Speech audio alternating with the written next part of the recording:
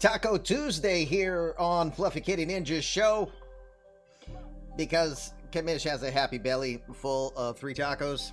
Yay! So happy.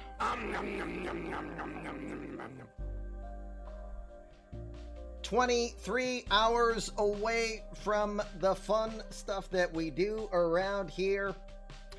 It is the 2025 amateur draft getting ready to come.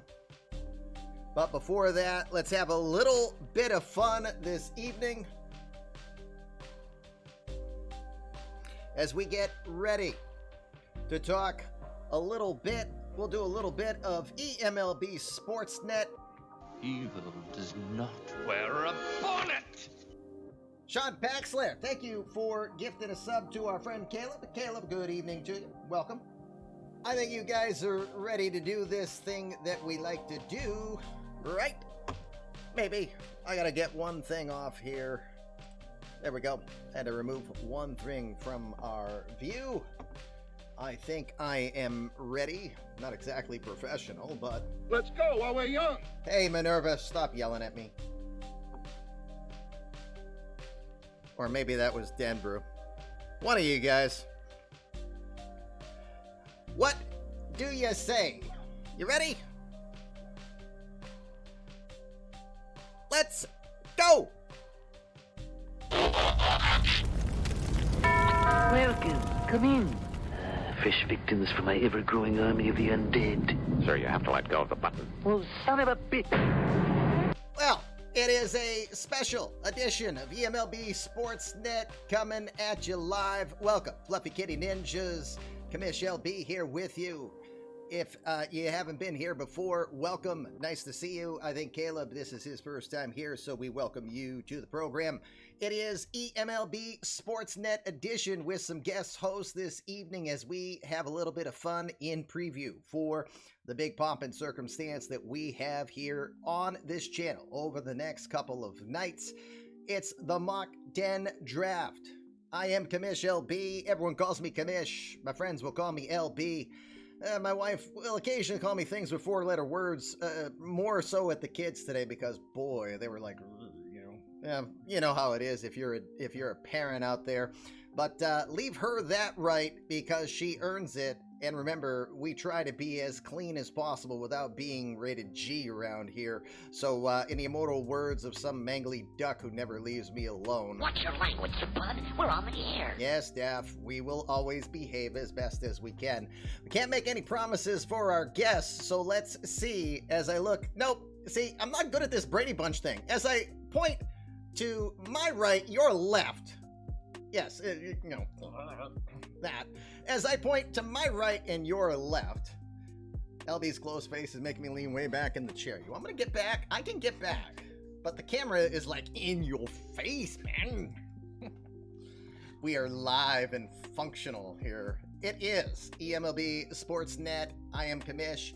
To my right, your left, is Denbrew, Jacob Schmidt of the first place. Are they still first place? No. No? Close enough. Close counts and horseshoes and hand grenades, at least at the All-Star break. Jacob Schmidt, and as also known as Denbrew, and down below, Kansas City GM Matthew Bellows, also known as Minerva.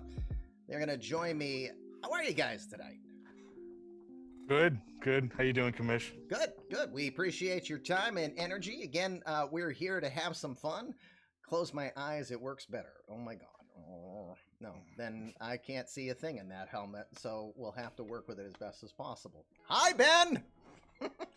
Alrighty, so, we're going to do a bit of a mock draft. We did this last season. We had a bit of fun with it, and I don't know what the guys are going to say here, but I'll act as not necessarily a moderator. I'm just going to have fun. I've got plenty to do here over the next couple of nights, as do you guys as well.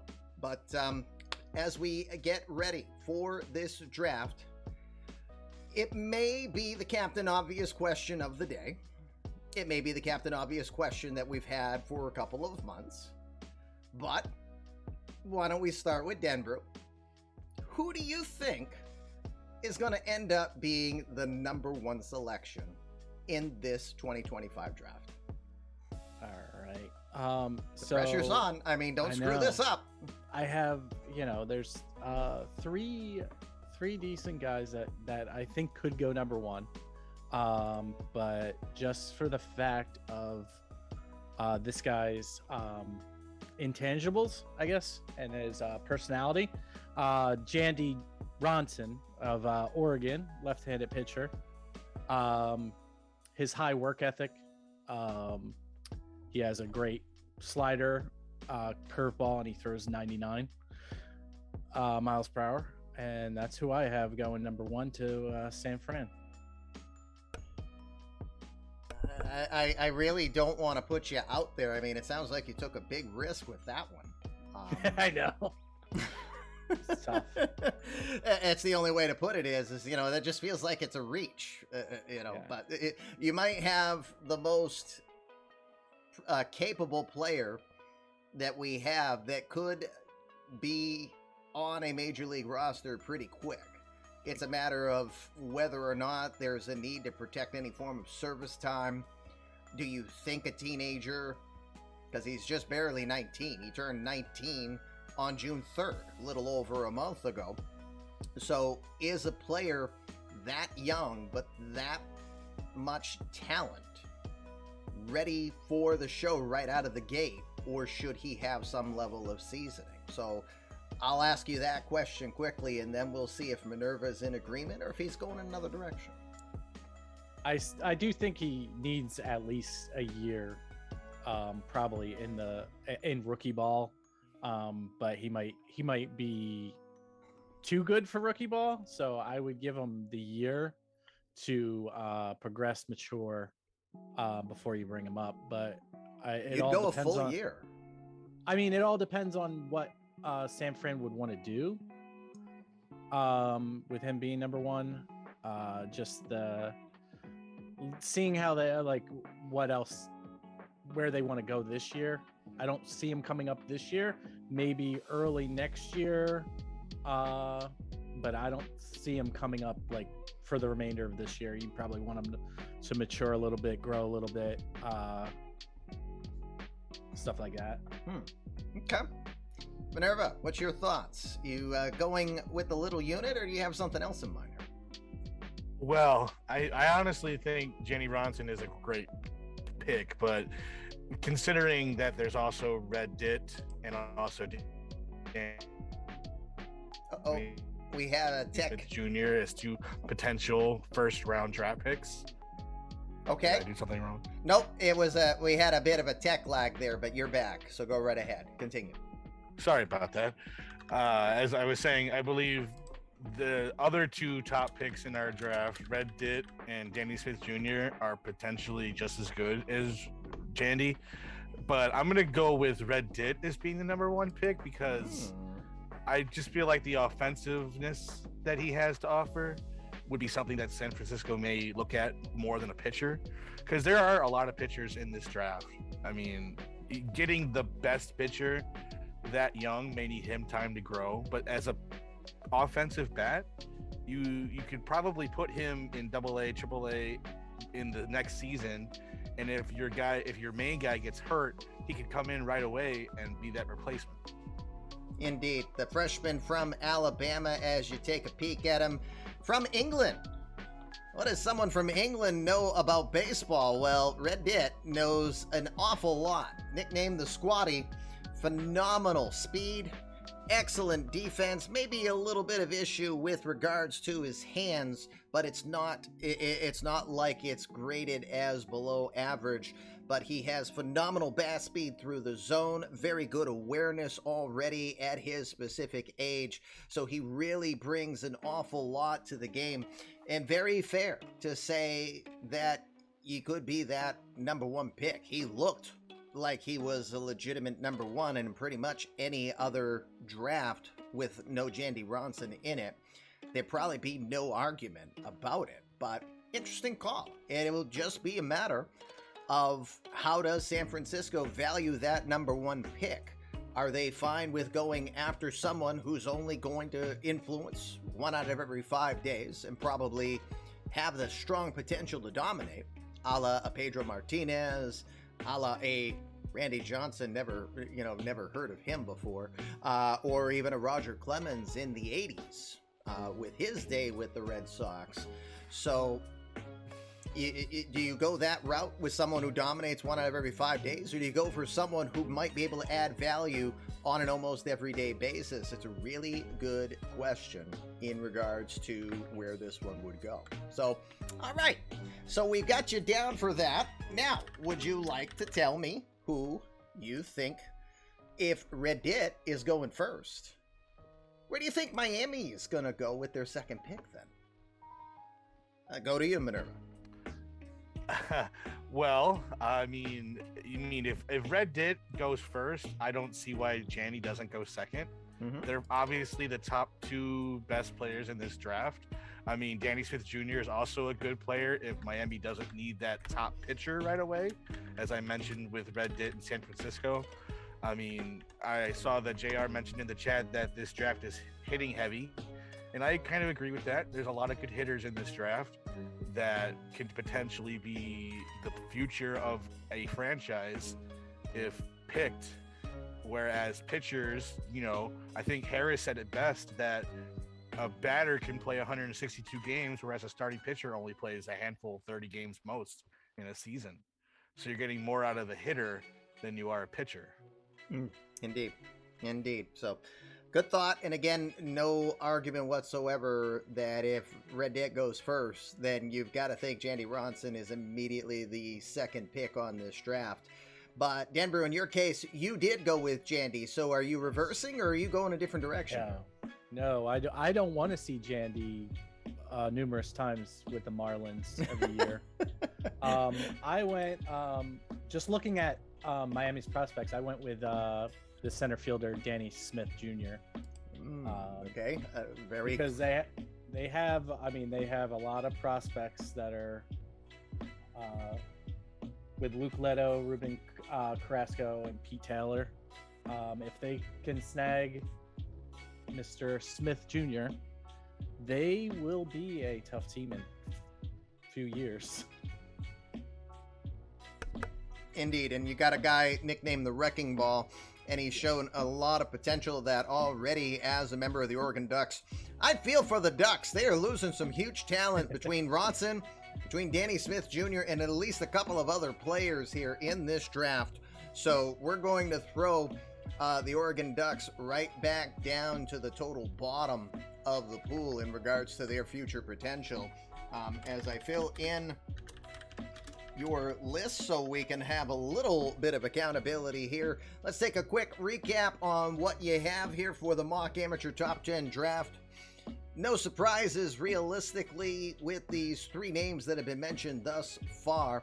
Jandy Ronson is Denver's expectation that that's where San Fran will go. Danny Smith Jr. would then be selected by the Miami Marlins.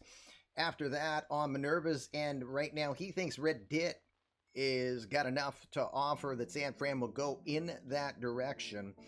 San Fran, I feel like, has been burned from some of their draft selections that they've had prior. Aaron Nixon is not turned out very well. Jean Carini is trying to hold down there, but again, not a star, not to the talent level of a Dit, so you definitely see that value there. And then, assuming that San Fran goes that route, you think that Miami will lock down Jandy Ronson. So, that's where we are thus far in regards to selections. On we go to a team that seems to live in the number 3 spot, historically speaking, the Chicago White Sox. Things are different right now. The White Sox are performing better, so this might be, they're tied for first with the White Sox. So this might be one of the last times that the White Sox, for the foreseeable future, get a top 10 pick. So make it count. Where do you think that goes then, Denbrew, based on your first 2 selections? Who goes third? All right. I know in my head, I would go with Reddit, but I have a feeling that the White Sox GM is going to take their community created player Jackson Hedges, but I'm gonna stick with Reddit with my heart. You will. Okay. Like with what I think is Reddit's the right choice. But I know as a first-year GM, I think he's first-year GM. Yes, he is. I selected Billy Anderson number 1 in my first round. Yes, you did. But, Downtown Billy Anderson, who happened to hit a home run on his first appearance on national broadcast, eMLB Waves, nonetheless. So he's definitely got a flair. Speaking of former prior picks. So, but you feel that Red Dit will be the selection that Chicago will go here? Because I almost thought you were going with his own community creative player, which that'll be an interesting strategy. Do people take a chance thinking that their own player might survive and go after talent that is just too hard to pass up? He is just too good to pass up. Like Minerva had him going number 1, so dropping down to number 3 is a bit, but just going by needs of the team, I couldn't, like with starting with Ronson, I couldn't see Miami taking Reddit at short. So okay. All right, fair enough. So Minerva, you've gone so far yourself. You've gone with Reddit being picked first, Jandy Ronson second. Familiar name or a name we haven't mentioned yet here going to the White Sox with 3?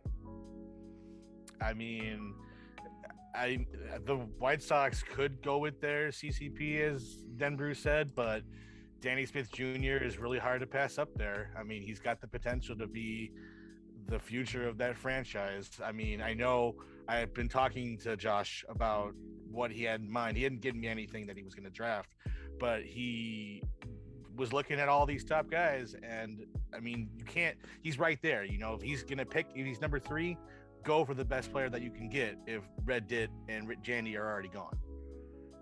So Danny Smith Jr. makes the most logical sense in that regard. Indeed. And I would be absolutely, I don't know, I think I would be flabbergasted now that as we finish up our top 3 and probably the Captain Obvious portion of tonight's broadcast. I think it's fair to say of the 3 of us here that if this list doesn't come in some concoction in any one of these combinations, flabbergasted might be the word that you would say if any one of these players falls further than the top 3. Agree or disagree? Agree. Yeah, same. All right. Hey, boss battle going on in the chat. We are paying attention, even though we're trying to be a little bit more professional here tonight as we start to go and look at the list. So if you're just joining us, here is where the fun is thus far in our mock draft that we are doing this year for the 2025 draft. Hearing Red Dit makes me feel like somebody's having a stroke. Well, maybe they are, Attica. Who knows? So far, Denbrew believes that Jandy Ronson, Danny Smith Jr., Red Dit is going to be the order of preference. For Minerva, he thinks Red Dit is going to be the first selection for Oracle Park, followed by Jandy Ronson to Miami, and then Danny Smith Jr. over to the Cubs. This is where I think it starts to get interesting, as we start to really guess next steps after those pieces fall. So I don't think it's as clear cut on who the rest of this list could be. So I will not be shocked if there's a lot of difference between the 2 of you. That being said, let's give Minerva his first. He'll be the first one to say, who does he think is going to be picked by the Chicago Cubs at number 4? Well, recently I had been looking over this draft, the picks in this list, and I wish I was higher. I'm in the middle of the pack because my CCP, Matthew Bellows, is right there, and he got a big boost in his last update. So if the top 15 picks don't go after him, they're missing out on a great player. So I'm going to go ahead and say that the Cubs pick me, Matthew Bellows, number 4. I'm not gonna V. say that he will, because he knows it's my. I mean, he probably knows it's my CCP at this point. But the lists are already put in. It's fair. All in love and more is fair game. So I have to be like, I accept that. Well, you bring up a good point. If people know that, so in case people did not know that, but for our general viewing public who's watching this evening, first things first, there's the Discord that's provided to you in the chat. If you are liking the content you see here on tonight's eMLB Sportsnet podcast, if you like the content that you will see tomorrow and Thursday night on the MLB draft, to get the full immersion of eMLB, join us in the Discord, where you may be able to create your own path to your own future that we are discussing tonight. So, in saying that, when our GMs look at players, they can go to history and they can see by my notes I have provided, and I will scorn anybody who tells me I don't have the time to look at this. You're looking at the guy who created the entire draft pool. I got 5 kids, I run a business. Get back to me, on your qualm. I'm sorry. We all have time to invest on it. Pressing a button and doing a little research isn't going to hurt anybody. It's not even 3 seconds long to do it. History will tell the story, so if someone does not know, it's on them. And that's why we also provided the Discord link there a moment ago, because we have a section that identifies new community created players. And I've never removed the priors. It makes sense in case you want to know when a community created player comes in, what year they came in.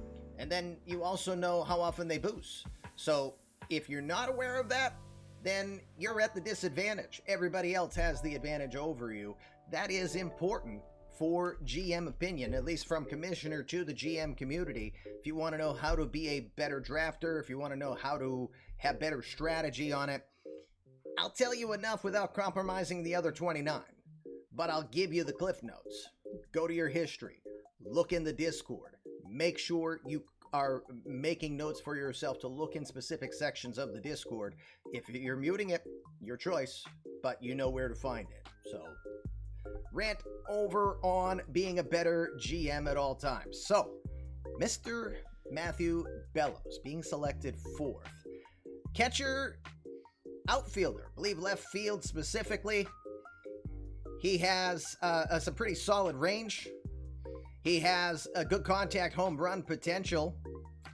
He's been known to strike out a fair share, but name me a power hitter that does not do that. But you're pretty high on him for obvious reasons. I don't have much more that I would add to dispute that, because I could see high potential. I mean, again, OSA rates him as the #1 prospect. Wow, pretty cool. Now again, that's the mock draft doing that, and I couldn't tell you hiding her hair on how that thing figures anything out. But that being said, he's still being given the credit. So saying he goes 4th isn't saying anything terrible about him. So it'll be an interesting call here. Anything else you want to add before we go to Denver? I mean, he obviously, like you said, he's got to work on his avoid K, and I mean, I'm not going to let him sit there. So whoever drafts him, they know that they're going to get a quality player with boosts. I'm not going to let them down. I mean, it's a potential to have a player that's going to be good once he develops. So it's right there, you know. Indeed. All right, good. Freshman out of Milwaukee, being selected 4th here so far. Let's go over to Denver and see if we have a difference of opinion. All right. I have right fielder John Cotton, 1.0 legend. Yes, he is. Out of Minnesota. I really look at the intangibles with these guys. He has leader and work ethic is high on him. So that's the thing. And then his contact has the potential to be amazing. But yeah, that's who I have. Is it Chicago taking? John Cotton was an amazing talent 20 real life years ago when we ran eMLB 1.0. He was one of those guys that could hit 350, contend for a batting title and hit a smattering of home runs as well. So he was one of the top original talents in the eMLB universe that was based on a real life player. Was a minor leaguer that did never panned out for anything. And but the game, high heat and out of the park, loved him on how he was created here. He was a leader, natural leader, has a great work ethic. He's going to be a threat for batting titles if he can stay healthy. He's not going to overwhelm in much else, but everything he does above average. Whether it's running, whether it's the fielding, whether it is the ability to put bat on ball and not strike out, he'll definitely be somebody who's going. I don't know if Alex Verdugo is a fair representation of him, or maybe a slightly faster Alex Verdugo, at least what we've seen from eMLB perspectives. But John Cotton, a heck of a pick, a guy that probably can go the path of Hank Peralta. And for those who don't get that reference, Hank Peralta was drafted 5th last season and made a difference at the end run for the Detroit Tigers, as he was the most ready player in regards to his talent abilities, someone who could start at a higher level of the minors before he makes his major league debut. All right, so that gets us halfway through. As I put in terribly, mind you. So real quickly, for those of you who might be coming in, hey Pug, nice to have you here. Giving Pug a quick peek on where both Denbrew and Minerva think that Red Dit, the squatty, is going to land. Minerva's pegging him to be the number 1 pick overall to San Francisco. Meanwhile, Denbrew believes that the White Sox are going to be the most interested in picking him up after Jandy Ronson and Danny Smith Jr. would have been selected prior. Time for the Yankees. We'll go back to Minerva on... Oh, excuse me. I'm sorry. Let's go to Denbrew. I like having you finish and then start with a guy. I'm trying to do the old serpentine route here with regards to your selection. So go ahead, Denver. What do you think the Yankees will select after the first 4 picks you've made are gone? I have Johnson Grayson, 19 out of St. Vincent's. I would definitely put him as a DH just because he does not have the fielding right now or he would have to work on that a lot. But he has potential for some pop, batting for average. So I see him going to the Yankees. He'll fit that Yankee mold. A guy that doesn't do much but mash and hit offensively. And apologies for any Yankee fan that says, stupid Red Sox person. He's created by Boo1260. He is one of our community created players. Hometown kid, plays in Latrobe, Pennsylvania for St. Vincent's. I believe that's a Division II school, or it's either 2 or 3. But also born and raised in Latrobe. So he stayed local, played baseball, hits pretty darn well, projects to be a pretty accurate hitter. And of course, my opinion, and just my opinion only, any left-handed hitter who's got some level of power automatically sees at least 3 to 5 more home runs a season because of right field at Yankee Stadium. So that could be a very good fit. Now, doesn't run very well. That puts a little bit of question on his defense. Again, universal DH a type of approach here in eMLB.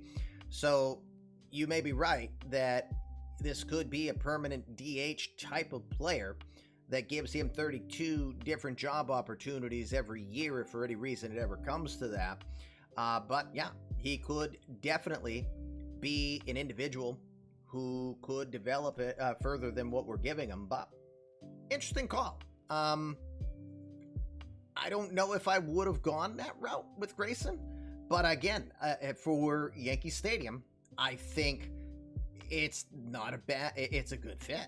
It's a really good fit in regards to what he could bring to the table if the Yanks are trying to retool. They're now past the Giancarlo Stanton era. They're past the Aaron Judge era.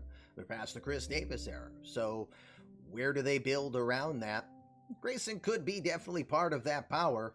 I just don't know if he would be the leader on that power. But an interesting call there. Alrighty, Minerva, where do you think the Yankees will go with their number 5 selection? First off, I want to say interesting pick by Denver. I didn't expect to go so down the list there, but I can see why he would pick him. But for the Yankees, I feel Kyler Murray, center fielder from Oklahoma. Actually, I'm sorry, from Allen, Texas, went to Oklahoma, is the next pick. Because I believe that speed in center field is going to be a big help for that Yankees defense. And it's going to eventually be one of those players that you look forward to that helps the team out because he has a solid personality. You know, he can develop better. He is a CCP that is pretty active. I mean, I've seen Cito in the chat quite a lot. Yep. So shout out to Cito. I assume that he's going to make his player a lot better, and the Yankees would be silly to not pick him up. As we take a peek at him, the player known as Baby Yoda, playing for the Sooners of Oklahoma, the Texan, not the tallest guy, but an extremely athletic talent, natural runner. He's just a danger out of the box in any direction as soon as he gets momentum going. He is going to cover an awful lot of ground in center field as well as he continues to develop. You're right. From a scouting standpoint, he hasn't been given a lot of love yet, but we've definitely seen that he has the work ethic involved, and he's shown a lot of that upside potential. So I think it's fair to think that Kyler Murray is going to most likely end up somewhere in the top half of the draft. It's just a matter of how high will people be on him, that with a great defense and great speed, will the offense be able to be built around that as well? So, good call. I like that selection. I think that there's a lot of sense that that could land. Again, Yankees could be in the market for a player that could be their next Brett Gardner, for example.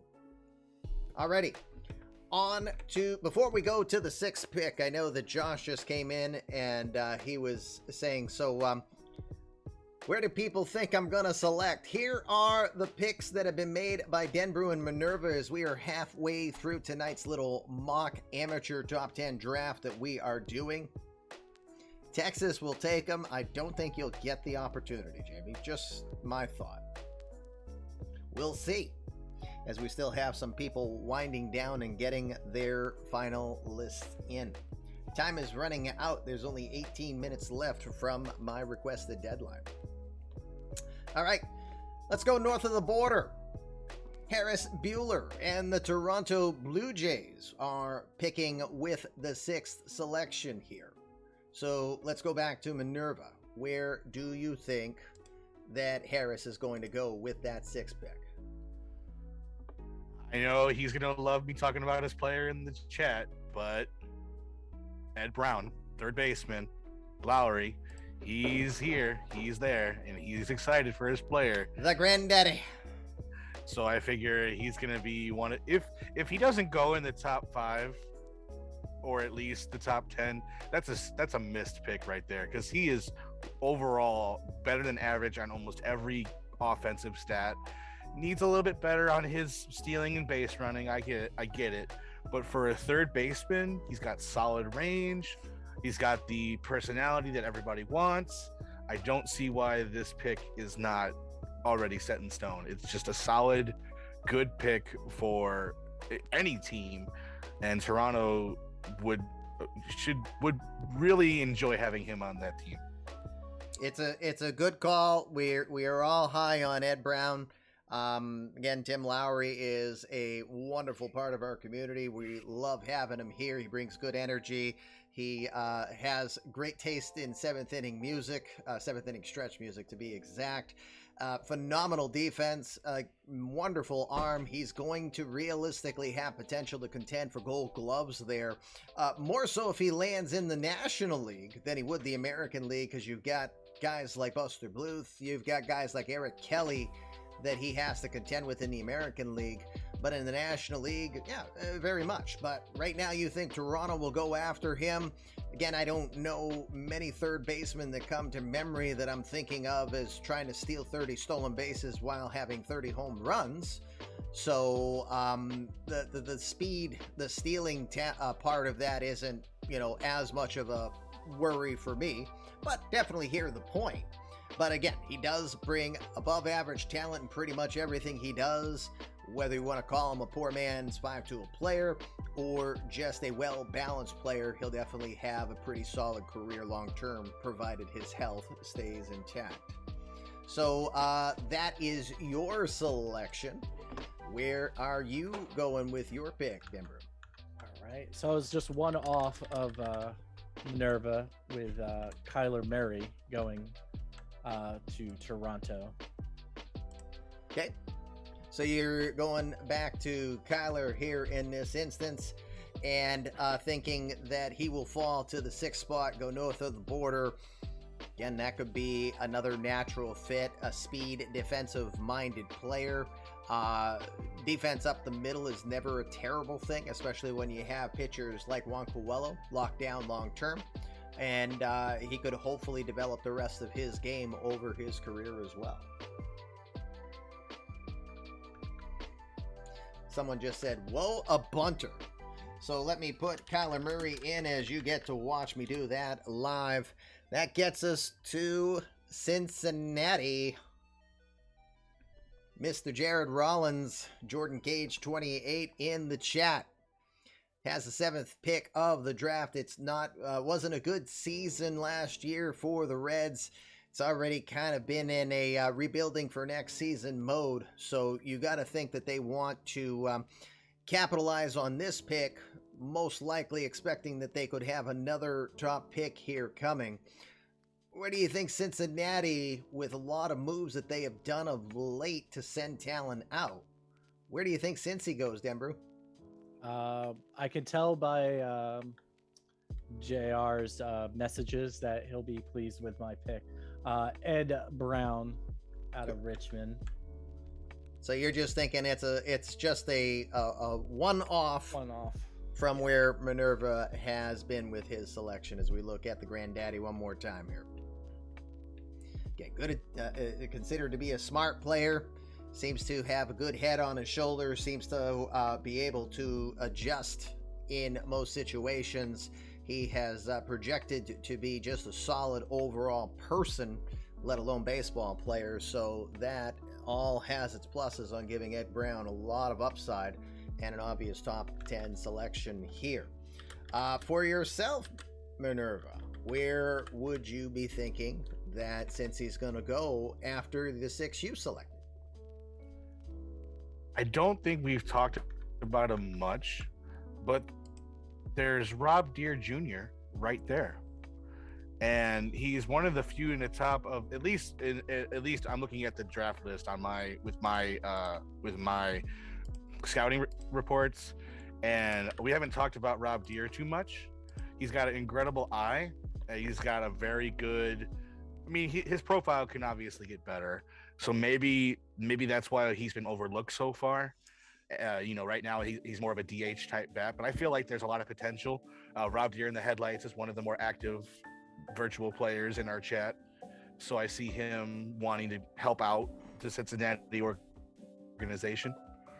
And it's not like it's a terrible choice either, because he's going to get on base, and with guys with good eye, getting on base is always helpful when you want to score. Just it's baseball 101.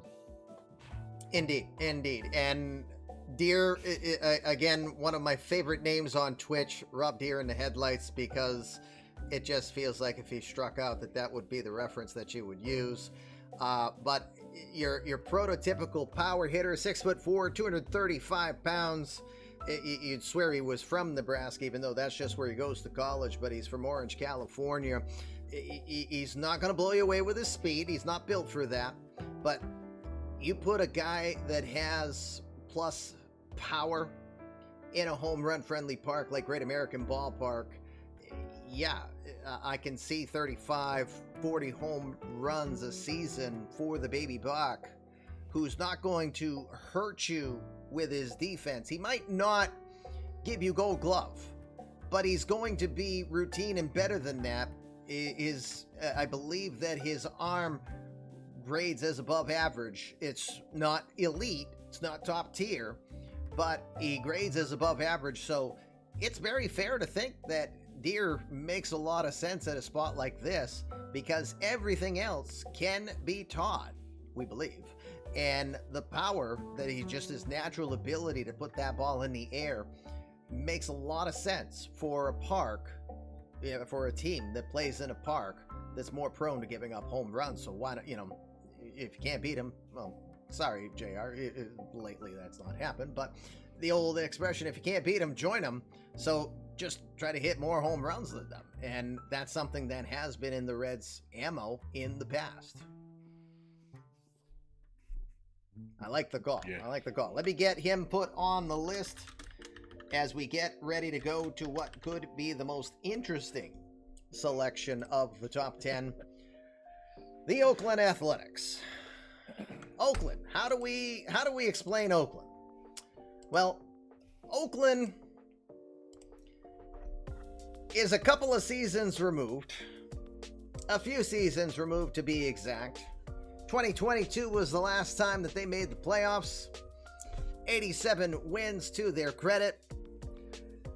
They both, in 21 and 22, they got 2 Game 6 of the ALCS before succumbing to Houston one year. And, oh my goodness, memory is eluding me as well, too. Was it 7? I thought it was 6, Ben. I'm pretty sure it was 6. But nonetheless, the last couple of seasons, it's been 75 win ball, and it is way off the beaten path since then at 25 wins. So it's really hard to think, what is this team going to do? There has been talk of trying to have Matt Olson and even John Duplantier, who would like to have a better team around him of late. And Duplantier, of course, is on an extremely friendly contract for any team that were to be acquiring him. So you've got to think that if Oakland's going to trade off any parts, that they can get many king's ransoms for it. But this is talking about the draft. And my guess is that they've got a high probability of picking first next year. So where's a good starting point if you're going to be in a rebuilding phase and picking higher than this in future drafts? What would you be doing if you had the A selection with the 7 that you've picked prior, Minerva? No disrespect to the Oakland organization. They have a lot of good talent, and hopefully they can rebound on their year so far. I mean, it all depends on what you would consider they need more. We have Luis Rivera, who hasn't been talked about much as a good pitcher. But for my pick, I think I'm going to go with Bryden Gordon, the right fielder from Uvalde, Texas. He's got a decent batting profile, similar to what we just talked about with Rob Deer, not being fully developed as a defensive unit. But he's got good adaptability, which will help him learn the game as he gets older. He may start out a little off the mark, but I can see the potential getting better as he develops. The man known as BG from Houston Baptist, the sophomore there, great bat speed. He hit .311 with 11 homers and 49 runs batted in his sophomore year here. I like the selection. He's got good bat speed. He hits right through the zone. Average runner. He is an above average fielder. Definitely better to be kind of a corner outfielder is the story on him. Again, a case of that he has phenomenal contact ability, good hand-eye coordination. Everything else that he does offensively, it grades as a plus, but it doesn't put him in kind of that top 5 conversation, I guess is what we're saying here.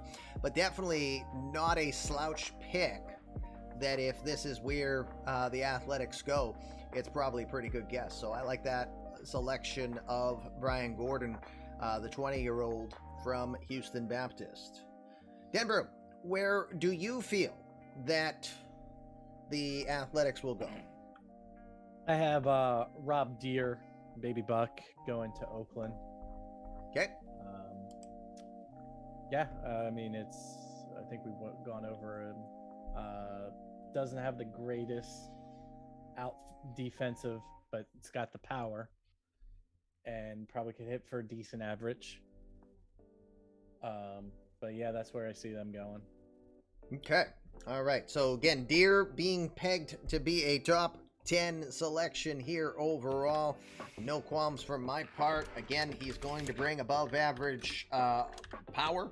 He's probably one of the better power hitters that is on this current list that we have. So, yeah, it's probably fair to think that if you put him... I like the visual of him in Cincinnati far more than I do in Oakland, because the Coliseum is just the train wreck to look at for most of us. But still, it's a ballpark that you've got to think 30 home run potential is very possible in a player like Rob Deere, as long as the contact can be there. Very good. Alrighty, so let's take a peek at where we are thus far on the mock draft. We have 8 selections done by our panel. Again, many thanks to Denbrew and Minerva this evening for their time, putting a little bit of work together here to give you guys some thoughts, let you have some healthy debate, and of course, get us prepared for our big festivities beginning tomorrow, 6 o'clock Eastern Time. That is a 6, not a 7. Don't let Anjou fool you. He's just trying to have you guys be late so he can get a better pick. That's what I think. I'm kidding, Anjou, if you're out there. Just kidding. Alrighty. On to number 9, as you see, Colorado Rockies. Well, is that the place where pitchers officially go to die? Who do you think, Denbrew, who do you think that the Rockies are going to go for? Okay, so I have another, since looking more, I have 2 second basemen that are on my list, but I chose a different one. I have Jackson Hedges and Alex Lee. I went with Alex Lee because of his work ethic, loyalty, just that he has great contact potential, got some speed, and he's got above average fielding.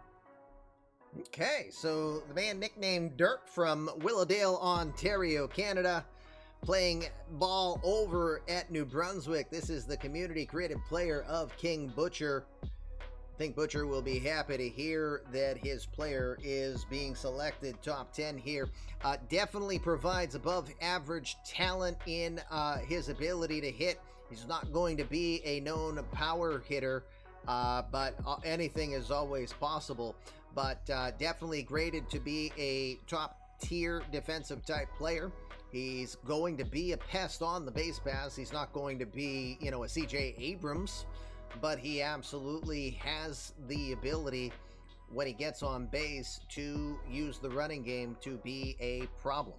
I just don't know myself if you feel he is a leadoff guy, a number 2 guy, or a very effective potential bottom third of the order kind of guy. Just as I'm not sure if we're necessarily looking at someone who can be a consistent 300 hitter, maybe 280, maybe 290. That's nothing to slouch at. That's going to get you pretty far and get you a long career here in eMLB. But those are the question marks I would have for him in particular. But like we all know, especially with our X Factor players, these community creative players can go very far in their futures with the time, energy, and interest of their virtual players, their creators. So let's see. And Colorado Colorado will improve the offense, so maybe if he is playing there and replaces Brendan Rodgers, then maybe he is your type of 300 hitter who might actually hit 10 to 15 home runs thanks to playing in the park that he's in. But we'll see. All right, Minerva, what's your thoughts on their number 9 selection for the Rockies? So we all know that Colorado is one of those teams that has the park that hits all the home runs because of, it's Colorado. And I was looking for a sleeper pick towards the bottom of, not the bottom, but like lower in the list. And I'm going to go with Andre Dawson III. Ooh, okay. Because he's got a heck of a profile, and that's only going to get better in Colorado. So I believe he's going to be a really good hitter for that team. And sure, the defense isn't there, but he plays 2 primary positions that are really important. It can be developed. The only thing that I would advise the Colorado organization to worry about is that greed. How much is he going to ask for considering his talent when he gets better? But other than that, I don't see any reason why this player can't be phenomenal in Colorado. Well, he is a descendant, of course, of the Hawk, Andre Dawson, the Little Hawk. He is the community-created player of Aviderci, who isn't always there, but Aviderci, again, is a good part of our community. From Montreal, Quebec, Canada, he is playing ball over at Florida A&M, and again, just looks like he is going to be that prototypical leadoff guy. Center field will definitely be a challenge on the base paths. Should play respectable defense. He'll be above average. I don't see him in, the mold, absolutely not the mold of Mike Trout, and absolutely not in the mold of the original Hawk, Andre Dawson, as he doesn't have the home run pedigree that we believe he has. He only hit 5 home runs for Florida A&M this year. Rob Deere in the Headlights question, should his nickname be Chicken Hawk? Probably not. But he will be, and you put him in a park like Coors, where it's just a little deeper, even though it's mile high. He is a great line drive hitter from what we see. He could be the type that does 40 to 50 doubles in a season, and with his speed, he might even be 5+ triples in a year. So I like the call. That could be an interesting one. Not necessarily what I had in mind, but I could visualize it. Now the question will be, what do the Rockies think when the time comes? We'll find out very soon. All right, we are down to our last selection. That is the 10th pick, Cleveland Indians. I got Luis Rivera, right-handed pitcher out of Miami. Louis, yes. I wondered when Louis would be making an appearance on the top 10 list. I want him to slip to 13. But the top end pitching, it's Jandy and Lewis, and then it kind of drops off from there. But he's got decent fastball, decent cutter. Could work on that changeup a little bit. Got good movement, and is a ground ball pitcher, which you like. Indeed. So Rivera, a 1.0 player, junior at the Miami. And he's originally from Mexico in Chihuahua, as you can see on him. Solid fastball cutter combination, and will just overpower players with an upper 90s fastball. It will touch 100. The question mark on Rivera is those secondary pitches. He's got the solid fastball, and he has the zip on it with the cutter that he complements. The question mark is, how good can he be with his other secondary pitches, or will that put a risk on his ability to get talent out at the major league level? That will be the question mark that I feel Rivera is going to have to try to answer for himself as he develops in the minors. Definitely think he's not someone who's ready to go right away. I feel Cleveland has enough of a pitching rotation right now, especially locking down Shane Bieber and hoping that Bieber can be the player that the Indians believe he can be. Rivera coming in could be a pretty good compliment to the Biebs, but definitely needs some of that time in order to get there. He'll keep the ball in the park, and I think that works well in a park like Progressive. I feel like he'll not blow anyone by with strikeouts, but I wouldn't be surprised if Rivera over, say, 5-10 seasons has an average of 9 to 10 strikeouts per 9 for a ratio based on what he has. That question mark is it all just because he's trying to throw it by people or through people versus trying to get him out as a pitcher? That's what I'm most interested in. Are we looking at a pitcher or are we looking at a hurler? That's the question mark for Rivera for myself. Minerva, you have the honor of giving us your last selection here. What do you think, sir? So similar to Denbrew, I also picked a pitcher, but I went with Ryan Tecker. I believe he is the CCP of DishNet. Yes, he is. He has a knuckleball, and we all know that a knuckleball is a heck of a pitch to have. And I mean, he's got the stamina to be a really decent starter, last you good 7-8 innings. He's got the movement. I mean, for me, I know I like pitchers that have high movement. You know, it's just going to get better. And he could easily be when he develops to the point where he's ready to play in the majors, he could be a 3 or 4th rotation guy easily along in the Cleveland rotation. But then as he gets better, he can move up, possibly be being the ace of the organization, in my opinion. Don't mind me, my camera went drunk all of a sudden, so don't mind that I have gone absolutely blurry. But Ryan Tecker, the knuckleball specialist, Australian. That'll be fun. We've got an Englishman and an Australian that are making the top 10 here on the list. He's a freshman out of Western Michigan. Throws that knuckleball, but can also still tap 90 with the fastball while also working with a curve and a change. He's an innings eater is what we have seen. He had 108 innings that he pitched in 16 appearances for Western Michigan this past year. I like the pick.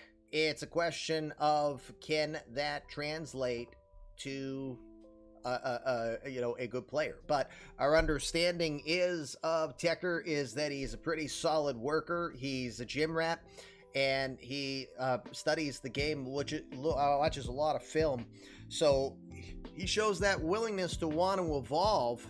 And if he can continue that and maintain that, then you might be looking at a very solid selection here. I wasn't sure if anyone was going to tap him as a top 10 talent. So I felt like it was fair to assume he was a first-round pick no matter what.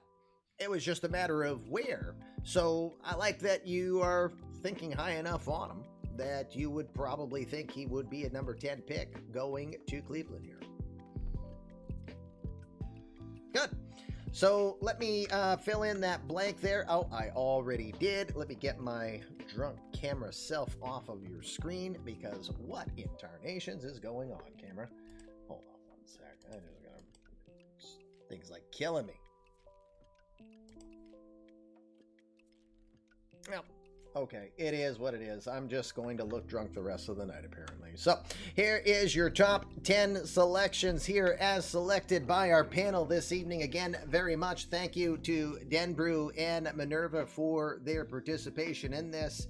We'll let you decide if you agree or disagree, but don't forget, it doesn't matter in the end. We're just doing this for fun.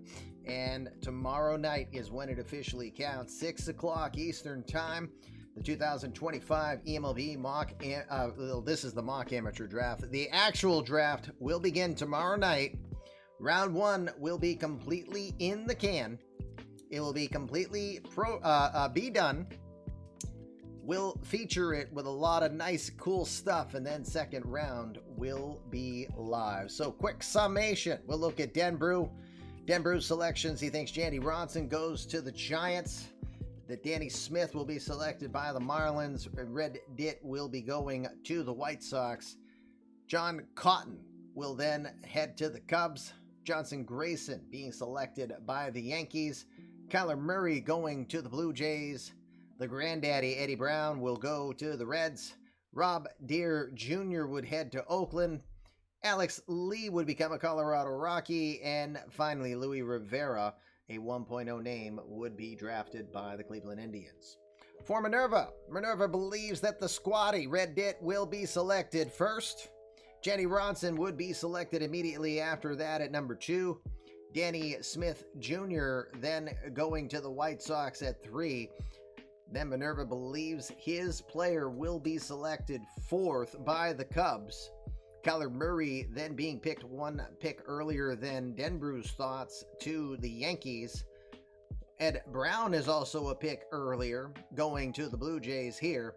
And that Rob Deere Jr. would be launching balls from the launching pad. The Great American Ballpark. So, hi, JR. Brian Gordon, 1.0 name. Believe he played with Florida, aka Miami, back in the 1.0 era. He would go to the Athletics here. Andre Dawson III would be selected by the Rockies. And then the Australian, Ryan Tecker, aka Dishnet 34, is expected to be picked by the Cleveland Indians. Guys, any final thoughts that you would like to provide here this evening as I try to fix my freaking camera? You know what it is? Ben cursed me because of saying I'm so in your face. So, I don't know. All right, final thoughts. Let's start with you, Denbrew. Got you all discombobulated. Yeah. Just good luck to everyone. I hope you everyone gets who they want. I know that never happens, but it's going to be exciting. It's my third one. Yeah. Third one. First one without a creative player in it. So different approach to the draft than normal. Yeah, so what you're saying is that you're not going to try to draft downtown Billy Anderson one more time, even though he's already on your Major League roster then. So. Yeah. Gotcha. All right. Minerva, any final thoughts for yourself, especially having a player in the draft that you think is not going to see the light of day for you? Like I said earlier, I wish my pick was a little bit higher. I mean, this is my first draft. My player's in there. It should be a lot of fun tomorrow, seeing how these teams pick their players and see why they picked them. There's a lot of good players in this draft. I wish I could just, be everybody that I talked about it one way or another, I liked. So you can see that, guys like me down at the bottom of the list wishes we could get higher picks for these great players, but we're just that short. I know Jamie's been talking about it in the chat too. Players that we're never going to get, but we'll see. Looking forward to it tomorrow. Indeed. And again, thank you very much for your time to both of you today. Just a friendly reminder, in case you did not know, there it is. I'm sorry, I got to put one other thing so I make sure I'm looking at the right thing. There it is, the eMLB Amateur Draft. Tomorrow night, round 1 will begin at 6 o'clock Eastern Time. Again, all first 32 picks, because we do have 2 supplemental picks due to free agency. 32 picks will be in the can. We will go over those selections. Some of those picks are already known. Yes, I know where some people are going. The rest is being worked on as we speak. But tomorrow night, round 1 will be pre-produced. I'll be live, but it's already going to be done, if you know what I mean. Round 2 is immediately after that and will be live. Everyone is going to be making live decisions for round 2. And then come back on Thursday for rounds 3 through 5. We will once again start at 6 o'clock Eastern Time. So that is it for us this evening. Thank you again, Jacob Schmidt, a.k.a. Denbrew. Thank you again. I keep pointing to the wrong side. Thank you again, Matthew Bellows, Minerva. We appreciate you guys being a part of it. I hope you had fun. Appreciate you being a part of the show. For myself, we're going to get ready to go raid the craziest coach we know, who's got the CCU universe going on tonight. So we're going to go raid Crazy Coach, a.k.a. Corbin Cove on the Seattle Mariners. Back to Litterbox, I am going. Fluffy Kitty Ninjas do assassinate. Yeah, you're looking at their victim. So next time I can find some glue and tape, I'll put my head back on straight And we will be back in front of you, which is tomorrow night, the 2025 eMLB Amateur Draft, 6 o'clock. Be there. Or what the heck else are you going to do? It's not like there's real life. Oh, wait, sorry, there is. That's all right. But again, thanks again to Den Brew and Minerva for their part in tonight. As I always like to say, how you think directs your life. When you think your best, you're going to be your best. So please go do your best, especially if you are drafting tomorrow. Lots for you guys to think about as 28 rounds will begin, 5 of them being live. Thanks again for your time. We will see you all soon. Peace.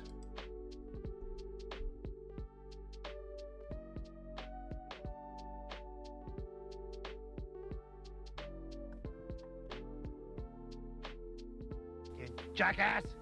I think you were on mute.